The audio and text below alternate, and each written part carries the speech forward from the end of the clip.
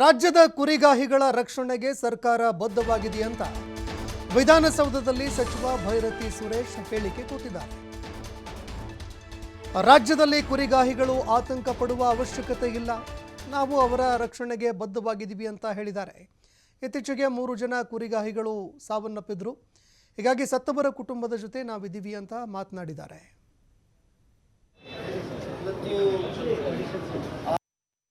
ರಾಜ್ಯದ ಕುರಿಗಾಹಿಗಳು ಬಹಳ ಕಷ್ಟದಲ್ಲಿರುವಂಥ ಜನಾಂಗ. ಊರಿಂದ ಊರಿಗೆ ಸಾವಿರಾರು ಕುರಿಗಳ ಜೊತೆಗೆ ಅವ್ರ ಜೀವನವನ್ನು ಕಟ್ಕೊಂಡಿರುವಂಥ ಜನಾಂಗ. ಇವತ್ತು ಆ ಒಂದು ಸಮುದಾಯಕ್ಕೆ ರಕ್ಷಣೆ ಇಲ್ಲದೆ ಆಗಿದೆ. ಬಹಳಷ್ಟು ಕಡೆ ಅವ್ರ ಮೇಲೆ ದೌರ್ಜನ್ಯಗಳಾಗ್ತಾ ಇದ್ದಾವೆ, ಮತ್ತೆ ಪ್ರಾಣಹಾನಿಯಾಗಿದೆ. ಸುಮಾರು 3 ಜನರನ್ನ ಇತ್ತೀಚಿನ ದಿನಗಳಲ್ಲಿ ಬಹಳ ಅಮಾನುಷವಾಗಿ ಕೊಲೆ ಮಾಡಿದ್ದಾರೆ. ಆದ್ದರಿಂದ